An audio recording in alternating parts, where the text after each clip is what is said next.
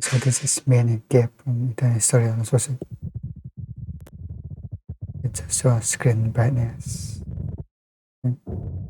In the state of Kentucky, there is Dark a video. cave that every now and then demands a sacrifice. January 30th, 1925. A man walks towards the cave with a kerosene lamp in his hand. He hangs up his jacket and ducks into a 5-foot opening. The inside of the cave is narrow. He has to drop down on his hands and knees, crawling through a passageway filled with jagged rocks and choking dust. Yes. Then down a chute he had there's a cleared problem. out months earlier. All of the daylight is gone from here, and this lantern is his only source of light. Ignoring the loose limestone rocks perched directly above him, he is now 100 feet in, and here he reaches the turnaround room. Now, they call this the turnaround room because this is the juncture where even experienced cavers say, no thanks, and turn around. Because to continue on means going through this, the squeeze. A gap in the stone of only 9 inches. For reference, here's a subway sub. Yes. Going through, he would look exactly like this. His arms will need to be completely at their side, and he will need to exhale so that he can reduce the size of his torso. Gradually, bit by bit, he disappears into the hole. Cave diving story. His clothes are caught on sharp gypsum crystals, hooking into him and threatening to hold him in place. But using his feet like paddles, he pushes through. He reaches a wider opening at the other side, then crawls forward towards a ledge. Illuminated here is a 10-foot drop. A rope is already secured around a boulder, which allows him to rappel down. His worn-out leather shoes touch the ground. This is as far as he can go, and it is time for work to begin. What he is working on is another opening. At the moment, it's too small for anyone to fit through, but he will chip away at it until he can shove himself right through the other side. Because on the other side is this. A magnificent and otherworldly cave structure that will be irresistible to tourists. Every day for months, he has been removing rocks from this crevice. To him, this is all just routine. So he eases further into the gap. Carefully, he contorts his body through. Rocks compress the sides of his torso so close that his arms are pinned to the side of his body. He once again paddles his feet to inch down. Then, about halfway, he stops. The lantern. It's starting to dim. He will need to go all the way back to the surface to refuel the thing. He sighs. He slowly shuffles back out, pushing the lantern with his shoulder. Then, oh no. Ding, crack, darkness. He has knocked over the lamp, and it has broken. Now, the man didn't panic. He had been caught in the dark before, and he could make his way back by feel alone. So he continues worming out, leveraging his foot against what he thinks is the cave wall. But that is not the cave wall. That is in fact a rock protruding from the ceiling. As soon as he puts his weight against the rock, it breaks loose. A solid piece weighing 15 kilograms lands directly on his ankle. It aches. But he's okay. It doesn't feel as though his ankle is broken, just badly bruised and caught underneath the rock. So he shuffles to move the rock away. Suddenly, gravel. A lot of gravel. It falls onto his feet, his legs, his torso, and the weight of it all forces the wedged rock deeper into the gap underneath his foot. Pinned. He tries to push forward. He cannot. He tries to inch backwards. He cannot. He is stuck. This is Sand Cave. This man is Floyd Collins. He is trapped in sorry. absolute darkness, 60 feet deep below the earth, all of his limbs held in place at the very bottom of this.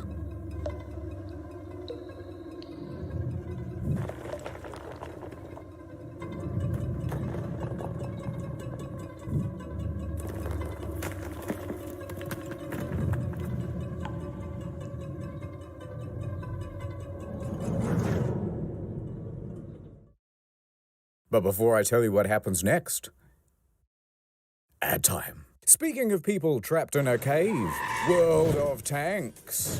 World of Tanks is not only the best game I have ever played, it is the only game I have ever played. It's like Cars, but tanks. Picture this. You're a hot new T-34-85M, and you've just joined the battle because some Cromwell B tank-bagged your entire family. It's time for revenge.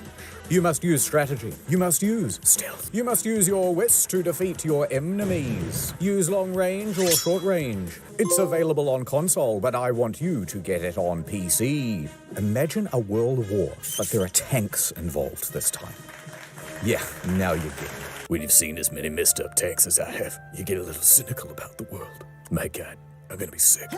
Look at all the different tanks. You can collectomize and customize them all. Massive battles where you can constantly team kill and ruin other people's good time. What the f***? I'm on your f***! Did I mention it's historically accurate, especially the Japanese robot tanks? Ooh, look, the tanks are kissing. Progressive. Use the invite code TANKMANIA and get the Excelsior. 250k credits. Other stuff. Go to the link in the description and use the invite code TANKMANIA. Here's what you do. Get World of Tanks. Put that on one screen. Then, on a second monitor, you'll watch the next hour of this video while you play the game. Perfection. I'm contractually obliged to say thank you for being a friend. Sarge, no. Tank's empty, kid. Go on without me. No, use your repair consumable. It's too late, kid. Take care of my family for me. No. Get it. Add over. Collins is still in the dark, unable to move. His left arm was pinned underneath his torso, his right wedged by the rock ceiling above. Beneath him, sharp crystal shards dug into his skin. Ice thawed, traced across the ceiling, and dripped down directly onto his face, pooling underneath him. The water was a consistent 54 degrees. Floyd tried to breathe calmly in the concentrated dark. When he did attempt to shuffle, more gravel and rocks would tumble from above and pile onto his feet, so nothing would work. He clawed at the cave walls till his fingertips were bloody, and he realized that there was only one option left. Call out for help. But wait. Who is Floyd? And why did he even go into a dangerous cave?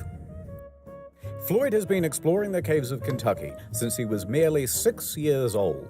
And as he grew up, he gained a reputation for being a very daring caver. He would dive into some hole on one side of town and emerge miles away on someone else's property. Sup? He grew up and he became embroiled in the Kentucky Cave Wars. Now, there's way too much to go into here, but the summary version is there's this huge network of interconnected caves called Mammoth Caves. It's actually the largest cave system in the world. And there's a city right in the middle of it, Cave City, real name. So of course, there are dozens of cave entrances on private property all over the place. Now, farmland in this region has very poor soil, and things do not grow well here. So, cave tourism as a source of income quickly became the prominent thing. However, a problem. There are a very large number of caves, but there are only a limited number of tourists. So competition rapidly escalated. Visit my cave. No. Visit my cave. Big signs were erected saying, tourists, come to me. Mine is definitely open. Mine is the best. But then competitors would respond by saying, hey, by the way, we're open, but don't go to that one over there. It's really shitty. In fact, it's dangerous. This kept going further. By the end, they were blocking off the trail to each other's property, beating each other in the streets, and hiring people called cappers who would dress up as policemen and tell tourists, no, you can't go in there. That one? No, it's illegal. Despite the fierce competition, Floyd found a cave on his property and he started advertising it to tourists. Of course, very few came. All right, he thought, what if I found something really special and unique? Then surely people would have to come to my cave to see it. So he kept exploring and exploring until he found this hollow.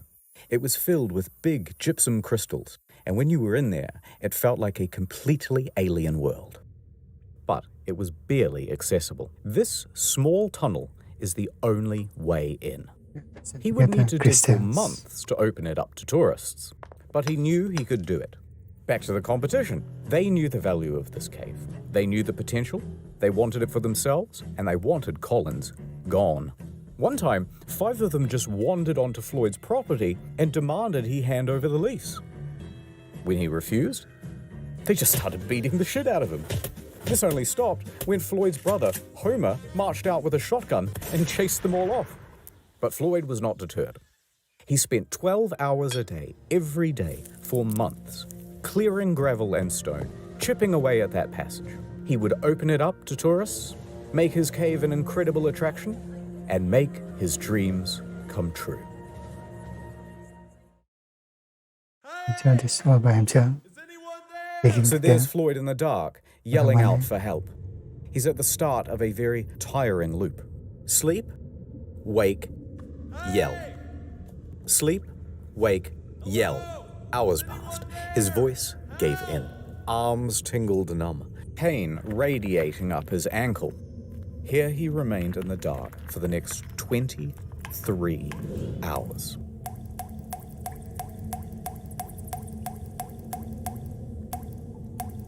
Quickly you might wonder, how come no one's come for him after 23 hours? Well, Sand Cave resides on a 200-acre farm. There are several homes on this property with other families.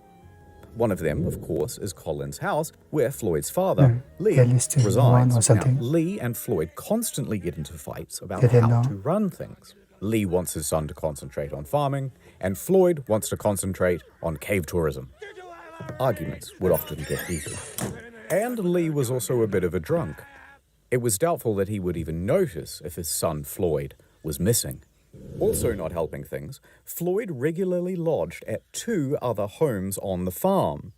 So when he didn't return to one host, they would presume that he was staying with the other. And, even worse than that, he had recently spent 30 hours in a cave. So disappearing for this length of time wasn't seen as abnormal. Regardless, around the 23-hour mark, a few locals started to suspect that, hey, something might be wrong, and they went to check up on him. And here, they spotted his jacket still hung up. Unusual. They went deeper. However, there was only one person small enough to make it as far as the turnaround room. This was a 17-year-old Jewel Estes. He refused to go into the squeeze, but it was close enough to call Collins' name. Floyd! And Collins yelled back.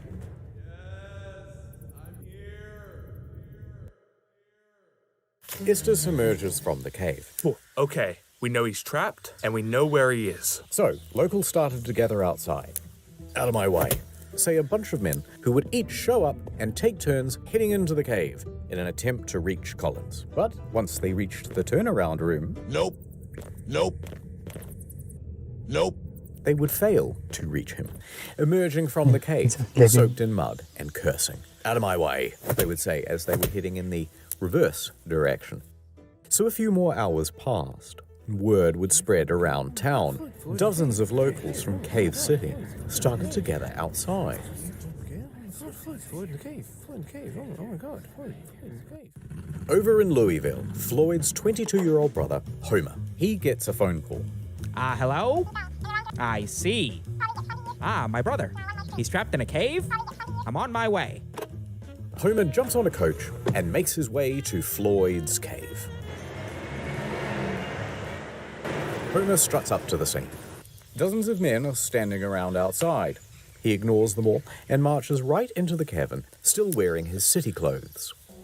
He makes his way in, down the chute, through the narrowing passages, down on his hands and knees towards the turnaround room. And when he arrives, he does not hesitate. He squeezes into the hole, scrambles his way through to the ledge on the other side. He sees Floyd below and slides down to meet him. Floyd! Sup? Right, probably wasn't that casual. Oh, thank God you're here. Homer took a moment to shine his light around the area and assess the situation. It was not good.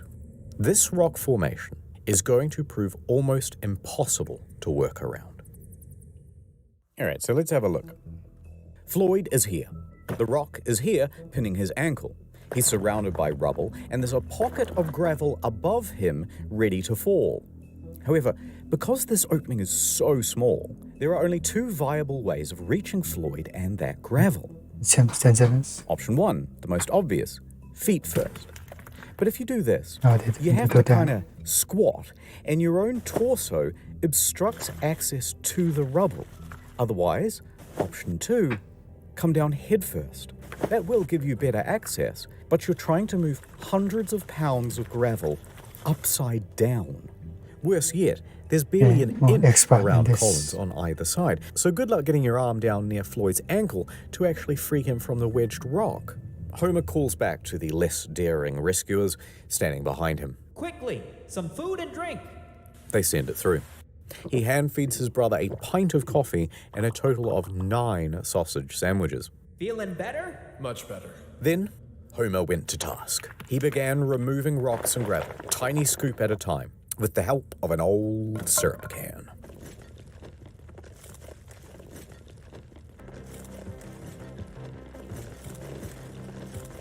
For the next 8 hours he toiled, first with hands, then, once enough was cleared, using a crowbar to scoop behind his brother, scraping away sharp protrusions as he went. It was slow progress. Virtually futile. As soon as he removed one rock or scoop of gravel, another would tumble from above and land in the new absence. And it was exhausting work. By sunrise, Homer's arms and back were knackered. His lungs burned. He was losing hope.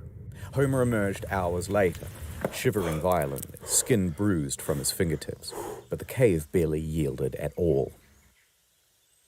However, something new. By the time Homer reached outside, he was greeted by a sea of approximately 100 men and women standing around, drinking, squabbling, and talking big game about how they too were going to save Floyd. The press was also present to help people gawk from afar. Now, Homer recuperated at a small tent near the cave's mouth. Strangers immediately crowded around him to ask innocent but, frankly, frustrating questions, and offer unsolicited, obvious advice, as well as wildly impractical solutions. "He should try untying his shoes," said one. "No, we should send him down with a contortionist who's got a mallet and a chisel. We should jerk him off, right, guys?" All right, I made that third guy up, but you get the idea. And they started to argue with each other about their plans. "Hey, how about using dynamite?" One clique formed, insisting that it was a great idea. And another saying, No, the explosion will kill him, and the weight of the new rocks will surely crush him." They fought for a while until they started arguing about gas torches, which will cook him or asphyxiate him, or the gas will poison him. But by far the most common suggestion, of course, was amputation. Never mind that the foot itself was unreachable, and never mind what the blood loss and shock would do to Floyd's weakened body, and never minding even more that Floyd was strongly reluctant to the idea. Whatever you do, don't cut my foot off. All of the squabble would not have gotten on Homer's nerves, except that not one of them would just brave the damn cave and continue shoveling away the gravel. The formula was always the same. Brave heroes go in with food and supplies, then reach the turnaround room and immediately lose their nerve, then dump the food just outside the hole, and then return back outside and go, "Oh, absolutely. No," he says, "Thanks for the food. Thank you so much. Yum, yum." No one would go through that squeeze. Dozens more men would try. All of them would fail. There's a small hall. February 2nd, 9 a.m. So far, Homer has been the only person to have reached Floyd. And that would continue to be true until here we are at the Louisville Courier. There's a spirited young newshawk named William Miller. He's talking to his boss, and he's trying to convince him that it's a great idea for him to cover the story of the man trapped in the cave. Listen up, boss. I'm hearing talk of a man in a cave. He's stuck down there, and I want to get down there, too. Get to the nitty-gritty, you hear? This is an opportunity for some good PR, Miller. I'm in. But I want us to sponsor that rescue. Picture this. Man saved from cave by Louisville Courier, the finest newspaper in the state. That'll drum up plenty of business. 24-carat idea, boss. I'll make it happen. I'll get down there toot sweet. So off Miller goes to Floyd's cave. Back over at the cave, Homer is sitting outside trying to recuperate as Miller wanders up. He glares at the man in his city clothes and answers every question with either a grunt or a one-word answer. Yeah. Sure. Finally, he gestures to Sand Cave. Listen, you want more information? The hole's right behind me. Why don't you go take a look yourself? Now, Miller is only 21, but he is a slender and determined man. He takes on the challenge. So he removes his suit, drapes himself in coveralls, and grabs a lamp. Miller slowly enters the cave. He finds himself stepping in puddles and having to correct his balance against the ever-softening walls. These were accumulating problems thanks to the gawkers outside who had lit campfires all around the entrance. That caused snowmelt, and the stable environment of the cave is starting to shift. But Miller makes it further than most. And all that's left is that final squeeze, and he's there. He stops. He takes a moment and decides to call out to Floyd. Floyd! Hearing there is someone on the other side, he feels ashamed not to try, so he closes his eyes and moves forward. His slender figure begins inching through. The crystal gypsum cuts into his elbows and tugs at his clothes. He gets snagged. He's spluttering through the pools of muddy water. He stops, collects himself, and pushes on. He can barely inhale. If he gets stuck in here, he can only hope that someone else can come in from behind and pull him out by the legs. But eventually, he makes it through. Fantastic. He's now standing on the edge of a 10-foot pit, and he clumsily bumbles his way down. He sat right next to Floyd, ready to interview him. But Floyd didn't really answer any of his questions. In fact, he was incoherent. At the moment, he is sitting in a pool of water that is 12 degrees, slowly sapping his body temperature. He is dying from exposure. The cold is diminishing Floyd's mental faculties, and he can barely make sentences. So Miller took a few mental notes, and he left. He worked his way back through the squeeze, past the turnaround room, and out into the daylight. He is covered in mud and scratches and numb head to toe. And when Homer saw, his hope reignited. Someone else had made it to Floyd. You and me. Together, we can get Floyd out of there. If Miller hadn't gone to that cave, there's a good chance that Floyd's story would have remained an obscure footnote in the back pages. But the interviews and first-person accounts gave the audience a glimpse of something real. Fear, hope, desperation, the full range. And so from Los Angeles to New York, Floyd's story was picked up everywhere and described the Kentucky man's plight in sensational detail.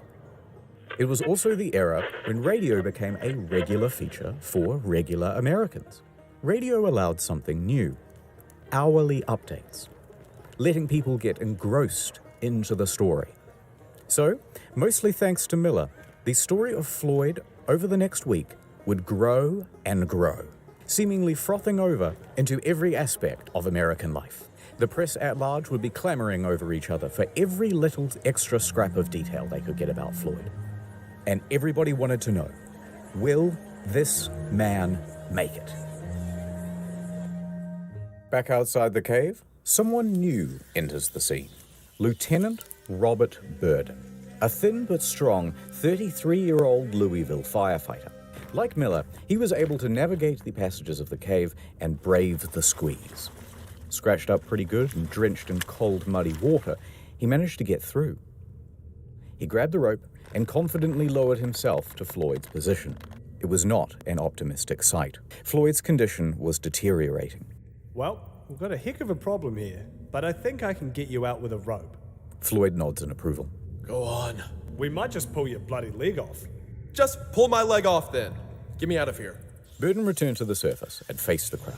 He announced, We will attempt a rope pull. The crowd murmured. It was dangerous.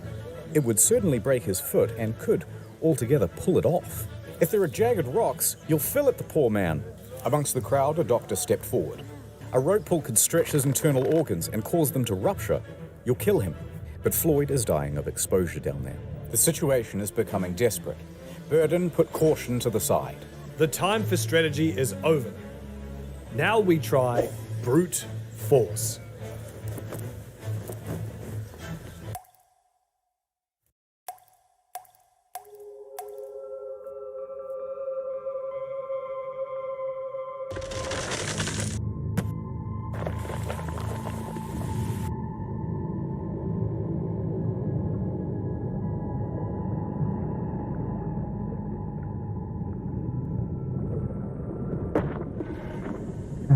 Dentro.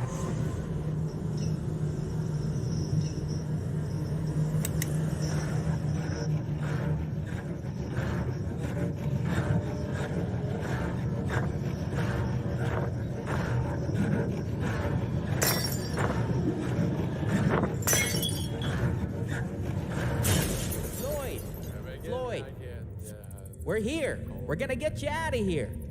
After 79 hours in the cold water, he is delirious, fading in and out of consciousness. Homer gave his brother some coffee and fed him a couple of ham sandwiches. That warms him up and gives him a bit more energy, and he comes back to lucidity. Oh, much better. I'm gonna put the special harness around you. Burden and Miller, they're here too. We got 3 more boys right up the cave, and they're all ready to pull as hard as they can to get you out of here. Floyd was frightened. I'm not gonna lie, it's gonna hurt. He gave his brother some whiskey and a strong sedative to calm his nerves, and also to help him withstand the shock in case his foot is destroyed. Floyd took the opportunity to appreciate being surrounded by friends and family. Go on. Do it. All right, strap him up. Homer tied the harness around Colin's chest and knotted the rope. Ready? Above, Miller is crouched at the top of the pit. Ready? Burden clenches the cord from further up the cave. 3, The rope goes taut. 2, Do it. 1. Oh! Instinctively, Floyd gasps. The force of 6 men pulled against the clutches of the cave. Floyd began to scream. His body was being pulled up from the rubble. The gravel was beginning to shift. Burden clenched his teeth. Oh, harder! Floyd screamed harder as well.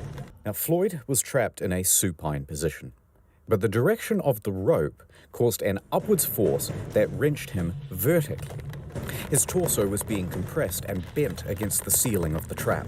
It would kill him. Floyd's screaming intensified, and through gasps was begging them to stop. The screams filled the echoing cave, but it did not stop. The agony continued, on and on, with no progress. Enough! Enough! You guys are killing him! Homer pulled I in the said opposite stop. direction to give his brother some reprieve. Somehow, Homer mustered the strength to altogether wrench the cord from the other men's hands. The rope went slack. Homer, Floyd, and the rope lay limp on the cave floor, panting and exhausted. No progress had been made. The cave would not let this man go. Kind of sucks. The futility of the situation sank in, and all they could do was leave for now and reassess. Everybody was shaken by the experience. Burden fainted as he crawled towards the exit. Most of the other men had to be carried away. Outside, the crowd had grown to 200. They buzzed and asked useless questions, and Homer walked dejectedly past them. He sat by thinking what he could do. The cause seemed hopeless. Homer? Then, someone showed up who could turn things around. He looked up to see a childhood friend of both his and Floyd's, Johnny Gerald. Gerald knew more about cave rescues than most. In fact, just that summer prior, he had helped untangle Floyd from a different snag.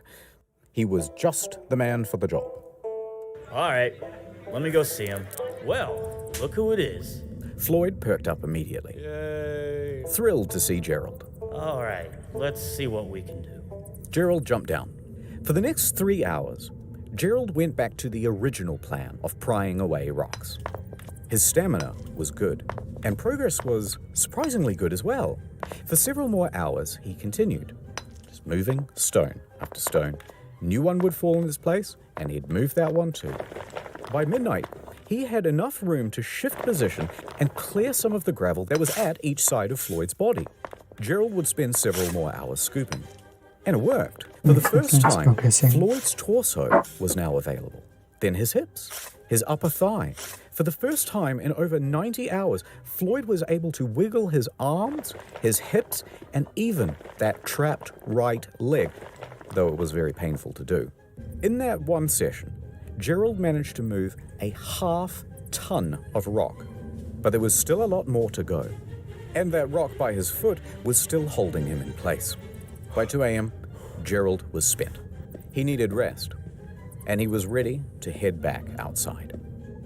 Floyd, tomorrow, you're gonna be a free man. Now here you might think that things will become straightforward. They did not. Now that space had been cleared, Burden became convinced that if he could get down that passage again, he could free Floyd with another rope pull, fate deciding with both feet or just one. But when Burden tried to enter the cave again, he was sternly rebuffed by the locals. They were playing gatekeeper. They had been specifically instructed to not let anyone in, and they were especially opposed to Burden making another rope pull after word spread about the disaster of the first attempt. He tried to reason with them. Let me try the rope pull again. It'll work this time. They wouldn't let up. Instead, they shouted obscenities and shoved him in the other direction. Meanwhile, Gerald and Homer are incapacitated with exhaustion, and Miller was busy filing some paperwork for the Louisville Courier. Nobody else had the ability or the authority to take action, so Floyd spent all of that morning alone. Hello? Is anyone there? Help? Hey? Why the gatekeeping? Word spread about Floyd.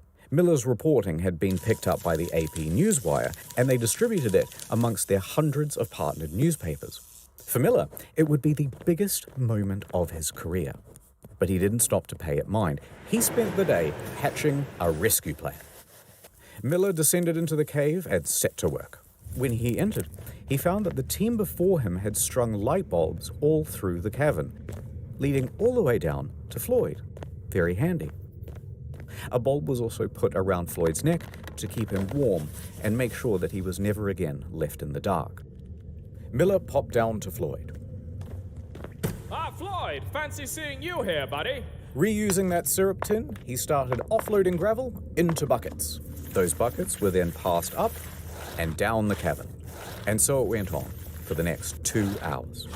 Miller stopped for a break. He took some bread, milk, and whiskey, and sharing it with Floyd, they started to get to talking. Floyd had been in that cave for over 100 hours now, and seeing everyone working together, Floyd was overcome with a sense of hope and relief. And so he began spilling his heart out to Miller. Here is what he is quoted in the newspaper. I believed I would go to heaven. I I can feel that that I'm to be taken out alive and with both my feet. I kept thinking, what would happen if the rock above me would fall? It caused me to shudder. I kept thinking to drive my mind to something else, but it wasn't much use. I couldn't do much to help those who came to help me, but I knew that a lot of people were willing to do all in their power. It gave me courage. Tuesday morning, I thought to myself, 4 days down here, and no nearer freedom than I was on the first day. How will it end? Will I get out? I couldn't think of it. I have faced death before. It doesn't frighten me, but it is so long. Tell them I am not going to give up. Tell them I'm going to fight and be patient and never forget them. Meanwhile, Floyd's story kept growing.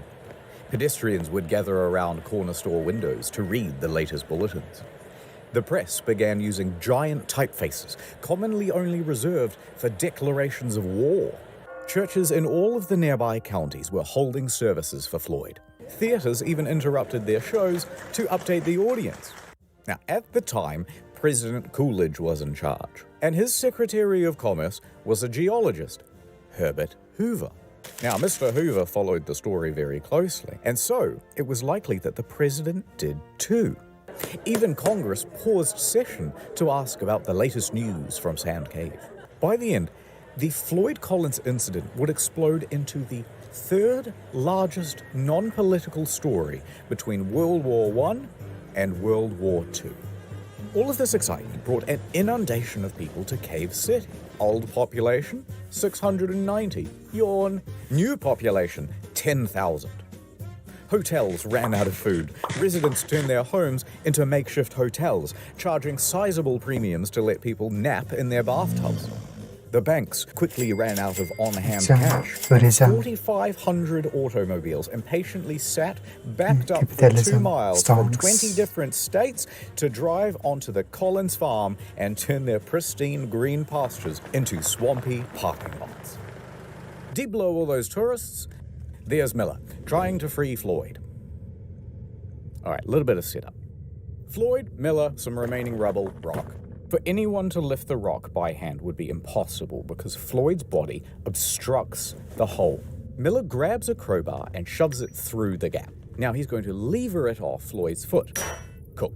The crowbar is now wedged against the rock. Next, he takes a jack. He positions it on top of the crowbar so that it will be forced against the ceiling. However, problem. That jack is too big. It doesn't fit. Miller yells up the tunnel for a smaller one, but this took some time. And when it arrived, too small, won't reach the ceiling. But instead of sending for another one, Miller takes 2 blocks of wood and bolsters them underneath the crowbar. Right, so the crowbar now sits higher, it fulcrums against the blocks, and the jack is sitting on top. All Miller has to do is expand the jack, which he will do using this spanner, holding it at the very tips of his fingers. Sounds easy. It's not. But that's the plan. Let's get him out of there. He turned the wrench. The jack expanded, and the crowbar took strain. The whole thing slid apart with a pang. Floyd wasn't hurt, but Miller was contorting and exerting his whole body from back to fingertip. They tried again. Same result. Miller tried a new angle. Maybe this time. The jack pressed. The tension increased. And this time, the rock moved. It fucking moved. With each turn, the stone shifted a little more. Miller's hands shook with adrenaline, his face and body dripping with sweat. Pang. One of the blocks slipped, and the wooden tower went sideways. The rock painfully slammed back down on Colin's foot. You'll get it next time, Miller. Try again. Miller did. Again. And again. Adding blocks, taking them away, new crowbar position, changed the jack position, every angle, all while Floyd was there, cheering him on. How many tries and angles? For the next 4 hours he tried. No progress. Miller was exhausted. He couldn't do this on his own, but he was the only one slim enough to get in through the gap. The group decided to concede for now and return to the surface. They would take just a small break, but it looked to everyone like there was a clear way to get this man out. So Miller and Burden crawled back through the mud and the wines of the cave. As they made their way through, the cave was visibly sagging. The ceiling seemed lower. Parts were harder to navigate than before, especially now with their bruised and purple hands. But they made it outside to the fresh, early morning air. And here is where they're greeted with a new sight. Dozens of soldiers. The National Guard had arrived. In addition to the National Guard, a new figure was joining the story, Henry Carmichael. Now, Carmichael was the general superintendent of the Kentucky Rock Asphalt Company. He had been on site since Tuesday, and he was appalled at how primitive the rescue attempts had been. Shortly after Miller and co. had exited, Carmichael sent 2 men into Sand Cave to assess the structure's stability. They soon came back with a report. It was not good. Near the final squeeze, large cracks had formed. The ceiling was beginning to droop. All right, so the following is a recounting of events from one of Carmichael's men, Casey Jones. Casey and another worker spent about an hour in the cave, surveying its condition, looking at the boards, the ceiling, the stability of the walls. He continued deeper towards Floyd. He was fighting against his nerves. The shifting of the rock pinged his every instinct to flee. But he heard Collins moaning ahead, so he pushed himself on. He managed to make it through the squeeze and he arrived at the 10-foot pit. Seeing Floyd trapped, he tried to ignore the pebbles that were tumbling behind him. Please, come down. I can't right now, Floyd, but I will when I get back. Behind Casey, his partner is begging to leave. Below Casey, Collins is pleading for help. Please, I'm so thirsty. Okay. Casey slid headfirst into the pit and hastily ladled Floyd some coffee. But Floyd rejected it. No. Rumbling intensified from above. And in that moment, Casey realized that this was not a plea for sustenance. Floyd knew that a cave-in was inevitable. Scared and approaching his 5th day trapped, he was completely at his wit's end. He knew he was about to be trapped in that cave, and he didn't want to be trapped alone. For God's sake, Casey, come on, you'll get us killed. Stay with me, please. Don't leave. Casey looked into Colin's eyes, set the coffee down, and pulled himself out of the pit. He wiggled underneath the sagging ceiling and crawled towards the turnaround room as fast as his limbs could scramble against the cave walls. He looked back to see the passage closing like a maw. Reflections from the bulb shining around Floyd's neck were no longer visible. Instead, just sobs could be heard, muffled from behind the rocks. Yes, definitely glass or something.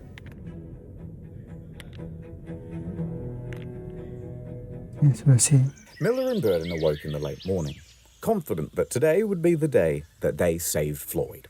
They had some new equipment too. Some wire to wrap around the wooden blocks to prevent them from slipping. And they changed their mind about that acetylene torch. They'll use it to burn away 2 rocks that had previously blocked their way. But when Miller got to the turnaround room, all of that optimism left him. The entrance to the squeeze was now just a pile of debris. Miller froze, staring at it for a long while. Then he sighed and did the only thing he could think, attempt to move some of the stones. But each adjustment led to more rocks just tumbling down and landing in that space. He persisted until... crash. A large chunk of clay landed onto his feet. Recognizing the danger, Miller returned to the surface. 15 minutes later, he emerged from the cave with a bloodied-up nose and bruises down his back and shoulders. Burden caught sight and races over to him. Miller just says, "For God's sake, just don't let Homer or anyone else back in there." Now, he didn't actually need to worry about Homer going back in there because he was sidelined with illness.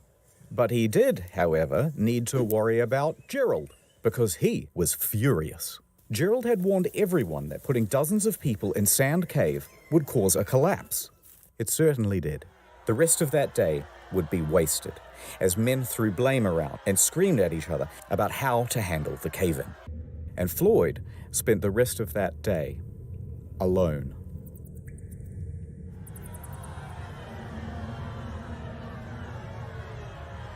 The surveyors continued checking the cave throughout the day. By the evening, Carmichael had ordered everyone to an assembly. Gerald took the floor. He was going to try one last daring rescue. He boldly announced his plan and an ultimatum. Listen up. There's death down there. The walls and ceilings are crumbling. Unless you're determined to take the biggest chance you ever took in your life, tell me now and stay outside. Next, they told all the Gawkers to get the fuck out of the cave, clear off. And over the next 8 hours, Gerald would enter and leave Sand Cave at least 5 times, chipping away at that pile of debris. In the woods, men sawed trees and chopped logs to shore up the cave walls. You're not giving up Underground, yet. the crew reinforced cracks and wobbling boulders with fresh strips of wood. Gerald assessed that about 4 barrels of rocks would need to be moved, and piece by piece, they made that happen. Steadily, they managed to move enough rock to allow Gerald to get within earshot of Floyd. Hey, hello? I need food. Bad news! We can't reach you. But hold on, we're coming. Stone by stone, they continued. After a few hours, the light of the bulb around Floyd's neck was peeking through. A couple more hours, enough room for Gerald to squeeze through. Okay, that's enough. Floyd, I'm going for now. But when I get back, I'm gonna get you out of there. Exhausted but still determined, Gerald crawled back up the cave and marched to the men huddling outside. Gather the equipment, and in an hour's time, it's gonna be me and Floyd coming out of that cave. Gerald entered Sand Give me a Cave sec. for his final time. Yes, we'll see The walls what had been happens. reinforced, but mud and water was accumulating everywhere. He waded through it and pressed on past the danger of the sagging ceiling. With determination on his face and a grease gun clutched in his right hand, he scrambled towards Floyd. But before the final squeeze, he stopped. It was all gone. The cave ceiling had crumbled once again. Gerald stared motionlessly at the pile. Then he began to yell. Floyd! A rock disconnected from the ceiling and tumbled onto Gerald's head. Luckily, just a small one. He rubbed his scalp and called out again. Floyd! This time, a moan. It rumbled from the other side. Fearing that his friend was slipping out of consciousness, Gerald willed himself against the cave, launching the debris behind him with force. He ignored the pain from being struck on the head and clawed at the stone pile. He carried on this way for several minutes, until a sharp, heavy rock dropped from the ceiling and landed squarely on his back. No more than 15 minutes later, Gerald returned to the surface. I guess Defeated. it was over.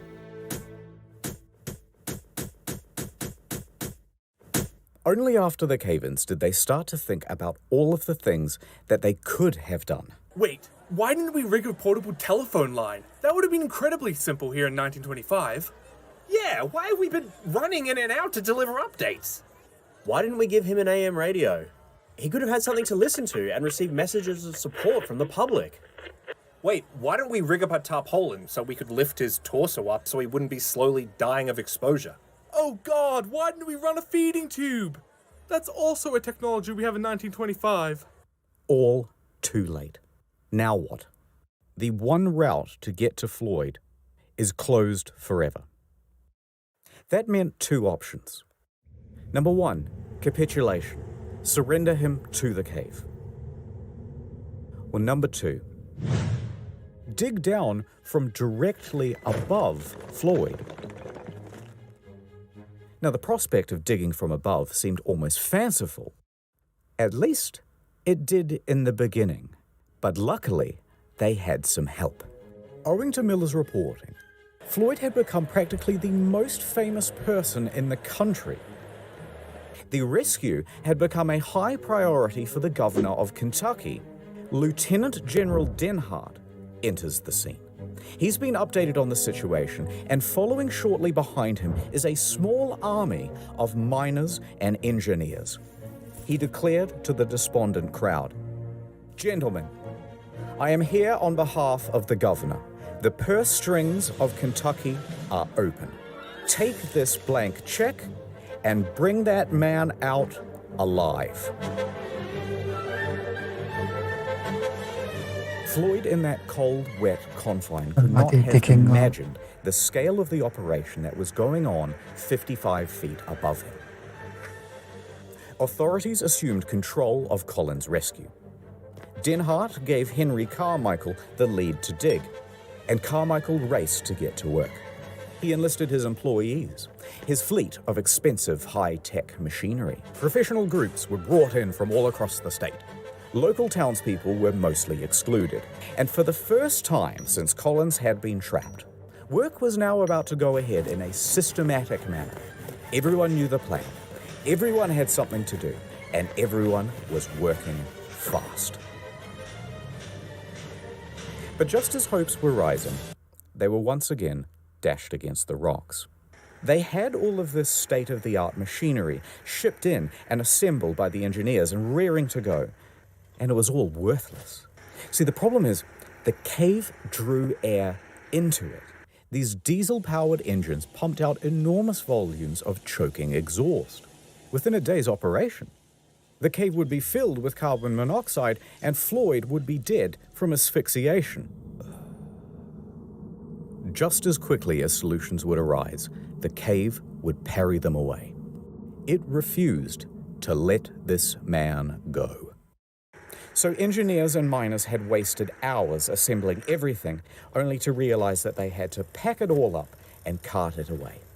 Because the digging of a 55-foot shaft would be done with picks and shovels. Carmichael didn't know much about caves, but he knew a lot about quarrying. And he estimated that his team of 75 volunteers could dig and dredge at a rate of 2 feet per hour. If they worked around the clock, they would be digging directly into the spot where Floyd lays within 30 hours. Now, is it possible that Floyd could survive for another 30 hours? Absolutely. Let's go. The first ton was moved, and at first, it was easy work. Just dirt and clay. Carmichael understood well that this was a race against time, so he watched the men closely, and if they seemed to be slowing down, even a little, they would be yanked out, and immediately a new worker subbed in. Nonetheless, the pace slowed. By 10 feet, the shaft narrowed greatly, which meant that only 2 men could work at a time. At 15 feet, they hit boulders. Pickaxes went in, and a system of pulleys and buckets had to be used to cart the rock out. Tracks were even laid to ferry the refuse to a dump site. Time passed. Hours passed. Night went to day. The day was hot. This was yet another problem, because it's early February, there's tons of ice still in the ground, and its exposure to the fresh midday sun meant that the walls of the shaft were softening and the ground becoming sodden. The pace of digging slowed. It was now only half a foot per hour. Most anyone could do was watch helplessly on the sidelines and pray. Interestingly, though, there were a lot of people on the sidelines. Floyd wouldn't have believed that the space above him had turned into a literal carnival in his honor. Vendors showed up to sell hamburgers, hot dogs, and souvenirs. Families sprawled out over blankets to listen to hymns from local church groups. The local mountebanks sold moonshine and miracle cures. There was even a bloody juggler. And Old Man Lee was there, walking around, shaking his jar, and soliciting donations. But where were Homer and Burden and Miller during all of this? Okay, let's back up a bit.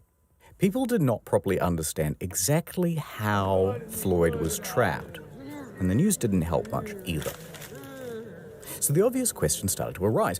Why hasn't he been rescued yet? Just clear some gravel or pull a rope. How is this so hard? Motive was attributed. I heard they didn't even want to have him rescued at all. I heard that they're doing all of this for publicity. And Lee's activity of soliciting donations, remember from before, further inflamed rumors. I bet Floyd isn't even trapped in there. These were all real rumors, and they got worse. You know what? I've heard he comes out at night, and then he just goes back in the morning. Other rumors included, I heard that after Floyd went into the cave, someone murdered him. Others said, I think they're withholding food and water from him so he dies. This whole thing is a fraud. As time went on, it was harder and harder to ignore the hoax claims. Then, people started to form righteous mobs, claiming the whole thing was a fraud, and they started to get nasty. In fact, 2 people even went to the telegraph office and pretended to be Floyd sending telegrams to his mother. Here's what it said. Quote, "Please contradict statements that I am buried alive in Sand Cave. Stop. Tell mother I am all right. Stop. Am coming home. Stop. Floyd Collins. Naturally, the AP published these telegrams unquestioningly, and now word is out to the press that he isn't actually in the cave after all. That made the authorities look foolish, and it could not go on. So, a hasty court-martial was arranged, and Homer, Miller, and Gerald were summoned. They hold one session on Monday and another on Tuesday. Lee and everyone else is cleared of charges, a retraction is written, and things carry on. Generators rumbled, pumps churned out water. Men continued working in shifts and carrying away the earth. Here they are with strips of lumber to shore up the walls. They were only 25 feet down. The pace had slowed to 4 inches per hour. In their desperation, they resorted to dynamite, but this did little to the boulders. Despite all these bleak circumstances, people's spirits were high because everyone was keen for their turn to dig, and because they had one more thing to latch onto. He is probably still alive. Now, how do they know that? Okay, so remember that light bulb around Floyd's neck? Well, it's powered by a simple copper wire. Bare copper wire is subject to very minute fluctuations in resistance. So, an engineer rigs up a radio amplifier to this wire to read the current and see those small fluctuations. There they were. About 20 per minute, the rate of steady breathing. As his chest expands and contracts, they can read it from this device. And so, they kept going. And going. And going. 30 hours was the original estimate. Now 144 hours had come and gone, and they were only at 44 feet. Then, rain fell. Rain that mixed with dirt to make mud, much of which then froze to make ice. Ice which expanded and damaged the integrity of the shaft walls. Slowing down with every hour, they continued. Many more hours passed, and they were getting close. But it was now 15 days since Floyd was first stuck in that cave, and people had mostly lost hope. That excitement in the newspapers was tempering down. Visitors began clearing out from Cave City. Many still held on to hope, but their final lifeline, that light bulb, had burnt out. And it wasn't possible to do any more readings on the radio amplifier without it. No one knew if Floyd was still alive. Another 51 hours would pass before, finally, they reached the 60-foot depth. I'm in. Chisel. A chisel is handed down. At 1:30 p.m. on Monday, February 16th, Sand Cave would open once again. For 17 days, Floyd had been trapped underground, stuck in the same position. 4 days without heat or light. 12 without food or water. But maybe the dripping of the cave water had provided him with some sustenance? There are stories of people surviving harsher extremes. Rescuers frantically tugged at rocks to widen the hole. Everybody stood by, absolutely silent, peering into that hole. Ed flashed his light into the gap, then eased himself in. Brenner aimed his light around the room, and then, finally, at Floyd. The first thing he saw was a golden shimmer. It was not the light bulb. It was the reflection of Floyd's tooth. His mouth hung open. He was dead. Brenner was helped out of the cave, and he delivered the news. Dead.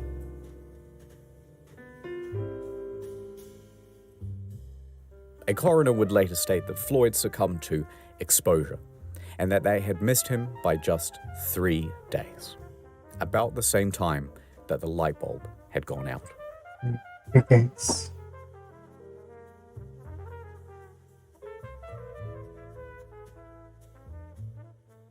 But what would they do now with the body? The shaft walls were ready to fall inwards, and risking lives to remove a corpse was seen as just irresponsible. So the following morning, officials made a decision. Floyd would be entombed where he lay. The cave would keep its victim. Now, this did not sit well with the family, but what could they do? The next day, they planned the funeral. The town emptied of people, and the shaft with Floyd at the bottom was refilled with soil. But that's not quite the end of the story. But if you hung on for this long, keep holding on, because things are going to continue to get interesting. But first, let me do a wrap-up of where everyone is and all that stuff. Context. The Collins family already had financial hardship. Locals saw Old Man Lee scouring the rescue site for glass bottles. But the owner of the land, B. Doyle, and supposed friend of Floyd, was wholly unsympathetic. He erected a sign on the highway which said, 200 yards away, the body of Floyd Collins is imprisoned in Sand Cave.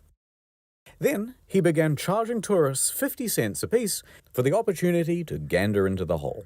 It's 100 years later, B's dead. Let's call it even. Also, remember those claims of Kentucky being an open purse?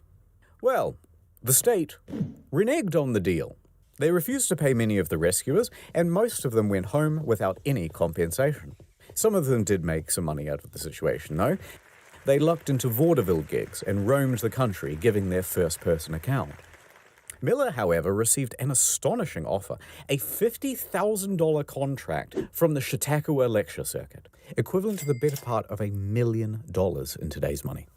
He declined. He continued to work at the Louisville Courier-Journal. The following year, his coverage of Floyd's story earned him the Pulitzer Prize. Now, the brother, Homer, he needed money and he agreed to do that vaudeville circuit. He stood on stage and regaled the audience about tales of his brother, their childhood, and the tragedy. But Homer made it known why he was up here on stage trying to get money. He had a mission. I kept thinking of Floyd lying in the muck, where he had suffered beyond our power to imagine. I would never have peace of mind if he remained there. He wanted the money to dig Floyd up and get him out of that cave. A couple of months later, he had it.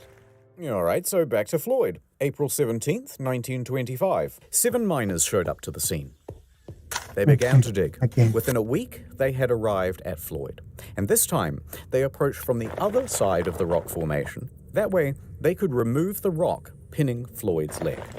They lifted him up from his tomb and laid him down on the fresh air above. April 26th, 1925. Floyd was set to rest in the family cemetery. A stalagmite had been set as a headstone to mark out his plot. And there he lay. No, that's not actually where it ends. Okay, this is where it gets weird. 2 years later, 1927. Times have been tough for the Collins. So Floyd's dad sold Sand Cave to a dentist named Dr. Harry B. Thomas for $10,000. Now, Homer begged him not to, because at the time, the government was starting to buy up tons of land in the area and turn it into national parks. They had to pay at a very competitive rate. But Lee was becoming a bit old and senile by this point, and frankly, it's doubtful that he cared about Homer or Floyd or anyone else for that matter. It's 100 years later, he's dead now, let's call it even. So, the point is, in this land sale with Thomas, Lee agreed to a very odd clause. And that clause said, everything on that property belongs to Thomas. And should he wish, for example, to exhume a dead body and re-embalm it and put it on display in something really tacky like a glass coffin inside a cave, maybe, then that would be his prerogative. Lee signed yes. And Thomas did exactly that. Doyle made Floyd's corpse a tourist attraction. That's right. 2 bits of gander, come and wonder at the incredible dead man who died in a cave. Yes, to add insult to injury, it worked. Visitors returned to Sand Cave to gawk morbidly at Floyd. Within a few months, Thomas had turned Lee's failing farm into a successful business. Now, the rest of Colin's family is horrified. Actually, They try a number of times to get Floyd returned to them, including through the legal system. But somehow, incredibly, the judge ruled in Thomas's favor. And so, there he lay for the next 2 years.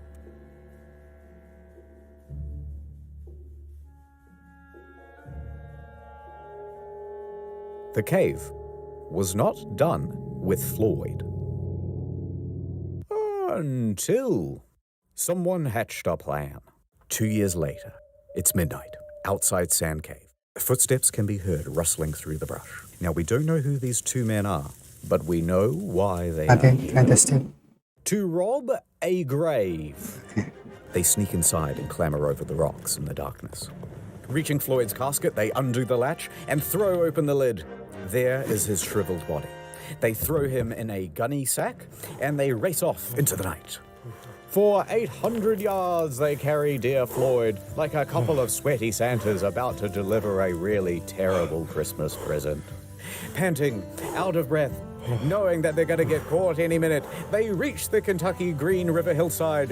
There's no time. With a 1, 2, 3, they launch his body towards the river, and Floyd goes sailing into the air, up, up, into the starlit beyond, and landing in a bush. Oh, God. The two men flee from the scene. Now, the next morning, Thomas notices that the body of Floyd is somewhat missing, and he contacts the authorities. The police come, they dust the casket for fingerprints, and bloodhounds are given Floyd's scent and let loose into the hillside.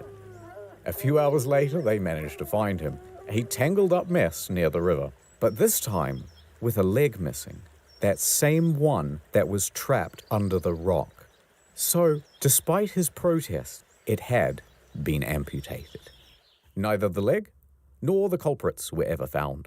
But while it would why? be nice to think that this was some well-intentioned duo that did this out of the kindness of their hearts to free Floyd, it's much more likely that it was an act of vandalism because Floyd was simply too much of a hot tourist attraction.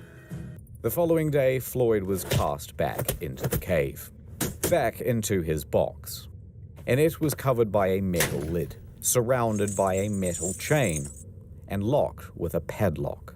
He was now more trapped than he had ever been.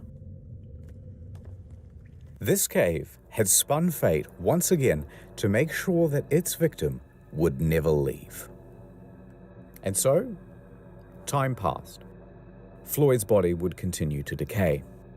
The rot from his body would eventually rot the casket too, and every decade or so, it would need to be replaced. A few years later, he was no longer on display. But even then, he remained in that box for many more years. In 1961, Floyd's Cave was purchased by Mammoth Cave National Park, and it was closed to the public. There would be no more visitors. The entrance itself to Floyd's Cave was closed with a steel gate and bolted, then welded shut. But the Collins family never gave up objecting to Colin's body being left in the cave. And here is where the story ends. In 1989, at the Collins' request, the National Park Service ventured into Floyd's Cave. Continuing on a more than 60-year tradition, a team of people worked over the course of several days to remove him from the cave. They took him out, left the cave, locked it behind them, and laid Floyd to rest at the Mammoth Cave Baptist Church Cemetery. After 64 years in Sand Cave, he is now finally at peace. The end. Thank you to Wendigoon as Floyd. If you don't let me out, I'm gonna come to your house and Ito as Homer. The BTS meal McDonald's bag that has I'm McDonald's and hungry. BTS. And eat some BTS, bro. Ordinary Things as Miller. I'm enthusiastic, but would ultimately duck out the back exit. Rusty Cage as Gerald. Oh, well, hello there. Haven't seen y'all in a while. Welcome to my new home. And Many Kudos as Burden. Hey, buddy. You right down there? I can. You sleepy? I can. Yeah. We get your coffee? Cold and Little cup of Joe? Little cup of Joseph? I'm stuck. A cup of Joseph from a little sleepy guy? Also, by the way, in case you're confused about the channels, this is how it works now. Okay. And do not forget, World of I Tanks, think they have World the of one Tanks. with the None of stars. this would have happened if Floyd had got World of Tanks. Yes, it's the end of the video. There was a long one. It's almost like a movie. It's very entertaining. It's very interesting story. And they're all trying to make money. Yeah, video, no, since video.